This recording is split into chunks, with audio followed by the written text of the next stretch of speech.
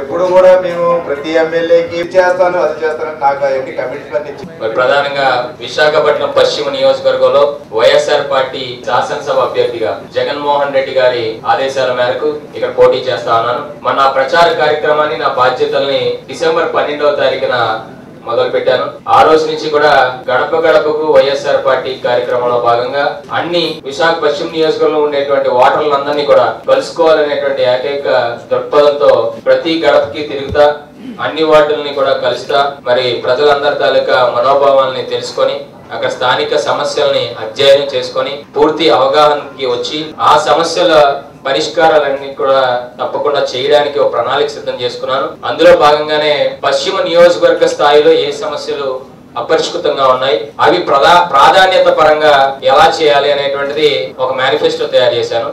అదేవిధంగా వార్డు స్థాయిలో కూడా ఏ వార్డులో ఏ కార్యక్రమాలు చేయాలి, అది కూడా ప్రాధాన్యత రూపంలో ఏవి ముందు చేయాలి ఏవి తర్వాత చేయాలి అనేటువంటి కూడా ఒక మేనిఫెస్టో తయారు చేసుకున్నాం. మరి రాష్ట్ర స్థాయిలో మీకు అందరికీ తెలుసు, జగన్మోహన్ రెడ్డి గారు ఇప్పటికే మా వైఎస్ఆర్ పార్టీ మేనిఫెస్టోని ప్రకటించారు.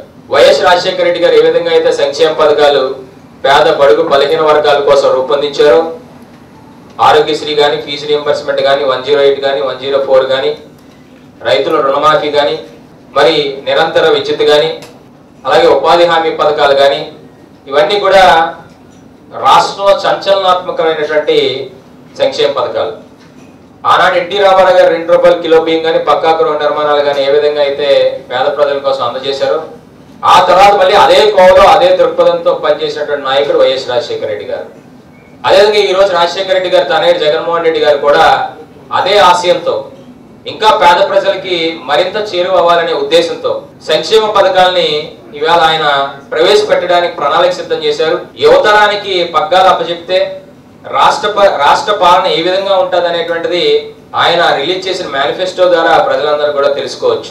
ఎందుకంటే పాత రోజులు పోయాయి, పాత తరం పోయింది, ఇవాళ కొత్త తరం వచ్చింది. యువతరం ఎక్కువగా పాపులేషన్ ఉంది ఆంధ్ర రాష్ట్రంలో. ముఖ్యంగా చూస్తే యువతరానికి సరిపడా నాయకత్వం కావాలి ఇవాళ రాష్ట్రంలో. కాబట్టి ఆ నాయకత్వాన్ని జగన్మోహన్ రెడ్డి గారు తప్పకుండా అందిస్తారనేటువంటి విశ్వాసం ప్రజల్లో అయితే మాకు కనిపించింది. మేము గడప గడపకి తిరిగినప్పుడు వారి అభిమానంతో ఆధారంతో మమ్మల్ని ఆదరించి ఆశీర్వదించారు. కాబట్టి తప్పకుండా వారందరికీ కూడా పనులు చేయడానికి సిద్ధంగా ఉన్నాను. రాష్ట్ర మేనిఫెస్టో నేను ప్రత్యేకంగా చెప్పను, మీ అందరికీ తెలిసింది కాబట్టి. నేను నా నియోజకవర్గ మేనిఫెస్టోని నేను చెప్పదలుచుకున్నాను. నియోజకవర్గంలో నేను ఎమ్మెల్యే అయిన తర్వాత ఏ కార్యక్రమాలు చేస్తాననేటువంటిది నేను మీ ముందు పెట్టదలుచుకున్నాను. మీ ద్వారా ప్రజలకు తెలియపరచదలుచుకున్నాను. మరి ప్రధానంగా సింహాచలం భూ సమస్య అంటే పంచగ్రామాల సమస్య, మరి అది కూడా ఇప్పటి నుంచో అపరిష్కృతంగా ఉంది.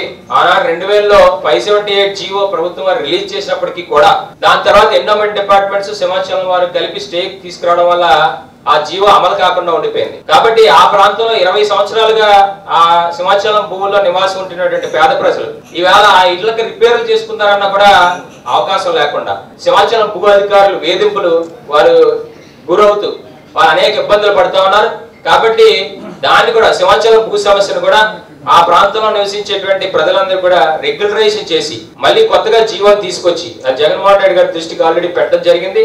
ఆయన కూడా సానుకూలంగా స్పందించారు, తప్పకుండా చేద్దామని చెప్పారు. కాబట్టి తప్పకుండా మేము గెలిచినటువంటి తర్వాత ఆ సింహాచలం భూ సమస్యను శాశ్వతంగా ఒక పరిష్కార మార్గం చూపించి ఆ పట్టాలన్నింటినీ కూడా రెగ్యులరేషన్ చేస్తామని చెప్పి కూడా మేము తెలియజేసుకుంటున్నాం. అదేవిధంగా ఎన్ఏడి ఫ్లైఓవర్ ఇది కేవలం పశ్చిమ నియోజకవర్గ సమస్య కాదు, మొత్తం 3 జిల్లాల ఉత్తరాంధ్ర సమస్య. ఎందువల్లంటే ఎయిర్పోర్ట్ లో దిగే ప్రతి శ్రీకాకుళం మినిస్టరు, విజయనగరం కేంద్ర మంత్రులు, లేకపోతే ముఖ్యమంత్రి గవర్నర్లు కూడా శ్రీకాకుళం పర్యటనాలంటే వైజాగ్ మీదుగా వెళ్ళాలి. మరి అటువంటి వైజాగ్ జంక్షన్ లో ఎన్ఏడి జంక్షన్ లో ప్రధాన కూడల్లో ఫ్లైఓవర్ నిర్మాణం చేపట్టలేకపోయారు. విశాఖపట్నంలో ఎక్కడైతే అవసరం లేదో ఫ్లైఓవర్ ని అక్కడ నిర్మించారు. అది కూడా 7 సంవత్సరాల సమయంలో నిర్మించిన తర్వాత దాని మీద ట్రాఫిక్ చూస్తే కనీసం ఆ నిర్మించినటువంటి నిధులు కూడా వినియోగంలోకి వచ్చేటువంటి ట్రాఫిక్ లేదు అందుమీద. కాబట్టి బాధ్యత రహితంగా ఆ ప్రణాళిక రూపొందించారు తప్ప ఎన్ఏడి జంక్షన్ లో ఫ్లైఓవర్ నిర్మాణం అనేటువంటి కంపల్సరీ కావాలి. కాబట్టి మేము మరి ప్రభుత్వంలో రాగానే దాని మీద దృష్టి పెట్టి ఎన్ఏడి ఫ్లైఓవర్ నిర్మాణాన్ని వెంటనే ప్రారంభించి అది కూడా 2 సంవత్సరాల కాలంలో ఆ నిర్మాణాన్ని పూర్తి చేస్తాం. దాని కూడా టైం షెడ్యూల్స్ ని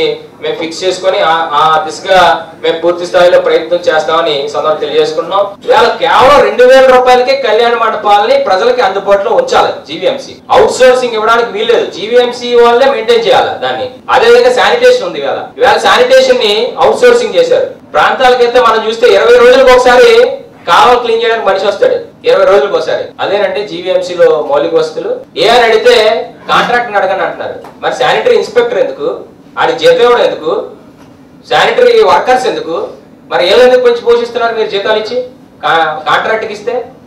కాబట్టి ఈ కాంట్రాక్టుల వ్యవస్థని రూపుమాపి జీవీఎంసీ పరిధిలోనే తప్పకుండా పూర్తి స్థాయిలో మౌలిక వసతుల కల్పన కోసం తప్పకుండా మేము ప్రయత్నం చేస్తాం. ముఖ్యంగా పశ్చిమ నియోజకవర్గంలో ఇవే కాకుండా మిగతా మౌలిక వసతులు. మాకు అదృష్టం ఏంటంటే మల్ల విజయప్రసాద్ గారు మరి మా పార్టీలో చేరడం, ఎందుకంటే ఆయన చేసిన అభివృద్ధి కూడా సుమారు 200 కోట్లు ఉన్నటువంటి జిల్లాలో ఉన్న ఇతర ఎమ్మెల్యేలు అందరూ చక్కగా అభివృద్ధి చేసినటువంటి వ్యక్తి మల్ల విజయప్రసాద్ గారు. కాబట్టి ఆయన అభివృద్ధి చేశాడు కాబట్టి ఇవాళ మేము కూడా అభివృద్ధిని చూపించుకొని మరింతగా ఆయన మిగిలిపోయినటువంటి పనులు కూడా తప్పకుండా పూర్తి చేసి ప్రజలందరికీ కూడా అందుబాటులోకి తీసుకొచ్చి నిరంతరం కూడా అందుబాటులో ఉంటూ, మన ఇక్కడ విశాఖపట్నంలోనే పుట్టాను కాబట్టి ఇక్కడే నేను తప్పకుండా అందరికీ అందుబాటులో ఉంటూ ఆర్ఎన్ఎస్లు కూడా పనిచేస్తూ ప్రజలకు తప్పకుండా సేవ చేసి పశ్చిమ నియోజకవర్గాన్ని ఒక మోడల్ నియోజకవర్గంగా తీర్చిదిద్దానని చెప్పి తెలుసుకుంటూ, దానికి నేను ఒక్కనే చేయలేను కాబట్టి మీ అందరి సహకారం కూడా మాకు అందివ్వాలని మీ అందరినీ ప్రత్యేకంగా కోరుకుంటూ, మరి ఈ అవకాశాన్ని నాకు ఇచ్చినటువంటి పెద్దలందరికీ విజయ ప్రతినిధులకు ముఖ్యంగా మరొకసారి కృతజ్ఞతలు తెలియజేసుకుంటాను.